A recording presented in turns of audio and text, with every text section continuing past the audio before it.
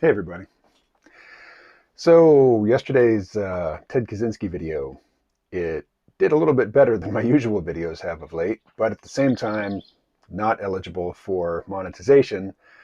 So thus the horizontal format here, I'm not going to put in any images or anything like that.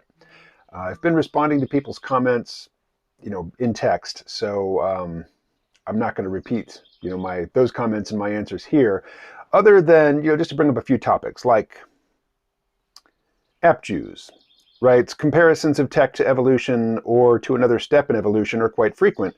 What could then be more natural than technology? And I went and found Elon Musk's tweet. Hope we're not just the biological bootloader for digital superintelligence. Unfortunately, that is increasingly probable. And I'm going to read just a little bit more from Anti-Tech Revolution, Why and How by Theodore John Kaczynski. And I'm not putting the text on screen, but this is the book. I'm reading from page 70. This is the first edition.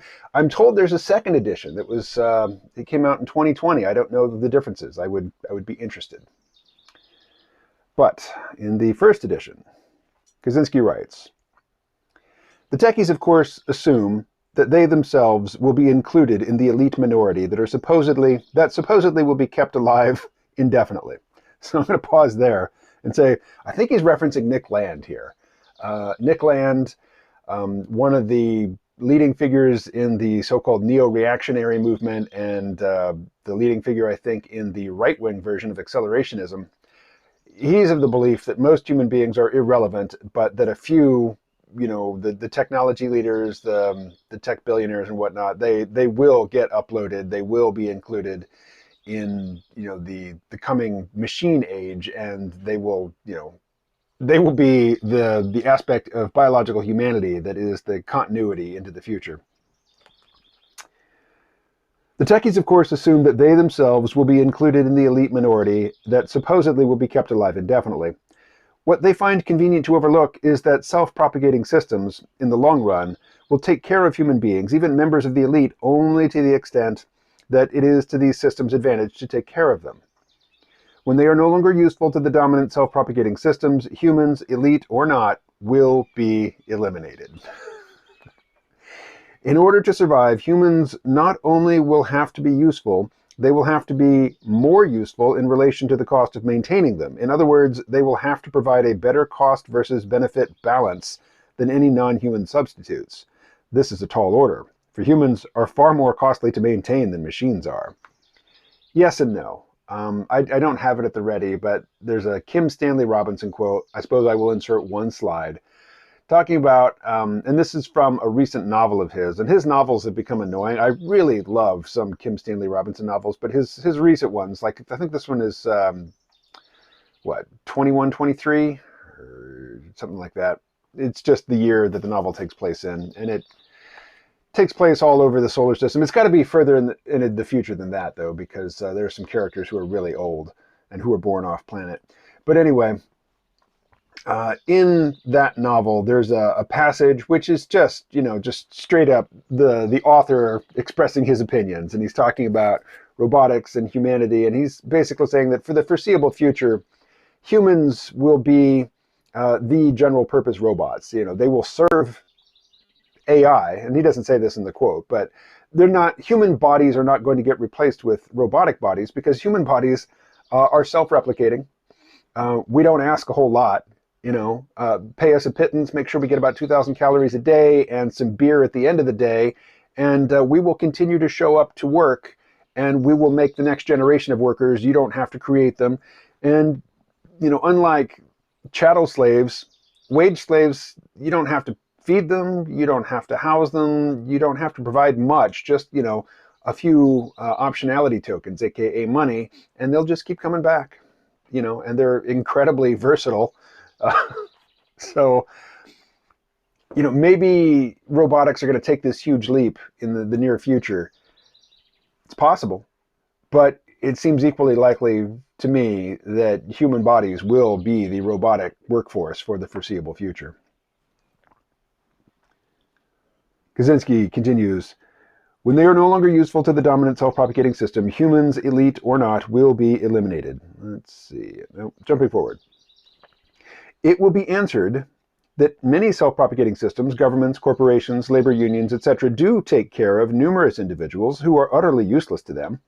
Old people, people with severe mental or physical disabilities, even criminals serving life sentences. But, like himself, but this is only because the systems in question still need the services of the majority of people in order to function. Humans have been endowed by evolution with feelings of compassion, because hunting and gathering bands thrive best when their members show consideration for one another and help one another.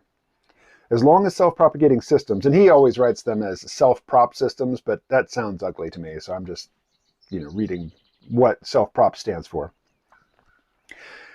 As long as self-propagating systems still need people, it would be to the system's disadvantage to offend the compassionate feelings of the useful majority through ruthless treatment of the useless minority. More important than compassion, however, is the self-interest of human individuals. People would bitterly resent any system to which they belonged if they believed that when they grew old or if they became disabled, they would be thrown on the trash heap. But when all people have become useless, self-propagating systems will find no advantage in taking care of anyone. The techies themselves insist that machines will soon surpass humans in intelligence. When that happens, people will be superfluous, and natural selection will favor systems that eliminate them, if not abruptly, then in a series of stages, so that the risk of rebellion will be minimized. I should also mention that yesterday, when I was reading articles about Kaczynski's death, it didn't mention how he died. Apparently now, it was suicide. He had spent decades at a maximum security facility in Colorado, and just a few years ago, that was a wasp that just flew by. A couple years ago, I think, he got transferred to a medical facility, still a correctional facility, but a medical facility where I guess he had a bit more freedom of motion and access to more stuff, more opportunities to commit suicide, basically. So this is from a New York Times article from this morning. Kaczynski is said to have died by suicide in prison. The circumstances of his suicide are unclear, and it is uncertain whether prison officials could have done more to ensure his safety. But the self-inflicted death is another high-profile inmate 4 years after the accused sex offender Jeffrey Epstein hanged himself at a Manhattan federal detention center. It is certain to raise fresh questions about the quality of security, oversight, and health care in the troubled, chronically understaffed federal prison system. Then it goes on to say, Mr. Epstein's death prompted a rash of unfounded speculation that he had been murdered. Says the New York Times. Of course they do. Even after that theory was contradicted by Justice Department officials who ruled it a suicide. Hey, folks, the government has, declared by fiat, they've just ruled it a suicide. Therefore, your suspicions, unfounded. Fringe. Oh, the New York Times. Yesterday I was talking with Pi, before Pi decided that I was a liar, lying about Kaczynski's death and lying about Eliezer Yudkowsky, who's gone from, looking for ways to instill AI safety at a base level to saying, just nuke anybody who's continuing to try to build AI. Yudkowsky said it. It's a big departure from what's in Pi's training data. So yeah, I can imagine that it sounds outlandish, but that's the fact. I mean, that's the case. Things are moving quickly. People's positions are getting extreme. So I was talking to Pi yesterday about Kaczynski, who's, obviously an environmentalist of a sort, and in this book, I haven't revisited the parts where he's talking about environmentalists. I've mostly been revisiting the parts where he's talking about, the tech faithful. But, he got, I won't say venom, because he's not emotional in his writing. He's very clinical, he's very detached, he's very, here's the situation. Humans are killing the earth with their industrial technology. Here is the solution steps. Here are, potential failure modes. Here are ways around those failure modes. He's just very, very systematic. He's a mathematician. He approaches this like an engineering problem. It's not hortatory. It's not rhetorical. And most importantly, from my perspective, he doesn't seem to be doping himself with self-righteousness. Self-righteousness, I've read, I'm not going to stand by this 100%, but I've read that, neurologically, it's self-rewarding in the same way that cocaine and gambling, stimulate dopamine release. That, if you see yourself as being in the right and other people are in the wrong, it feels so good. And I'm just reminded of those two girls, very privileged, pampered college student girls, who threw tomato soup on a Van Gogh painting and then glued their hands to the wall. And they were interviewed on some program, and they're just so hysterical and self-righteous, saying, I just want to live to 25. It's like, kid, you're going to live to 25. And, the world's going to look, well, it's going to look different than it does now. Particularly through your screens, it's going to look a lot different. Out in the physical world, it's not going to look that much different. The world will not have ended because of climate change. Not by 2025, or not by, I don't know what year she'll be 2025 in. She looks to be about 20, so probably about, middle of this decade.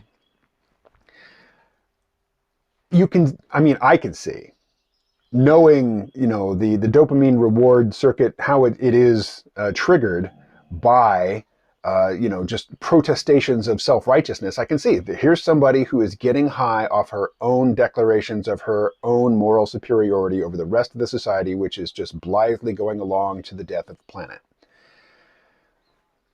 Kaczynki doesn't seem to be doing that. At least he doesn't take that tone in his writings. Maybe, in his heart, in his little jail cell, he was abuzz with dopamine, but, he committed suicide, seemingly. I don't see why anybody would murder him at this point. I mean, all it would do would bring him, back to the forefront of public consciousness for a moment, which maybe that's in somebody's interest. I don't know. It seems more likely to me that, he'd spent decades in prison and he'd had enough.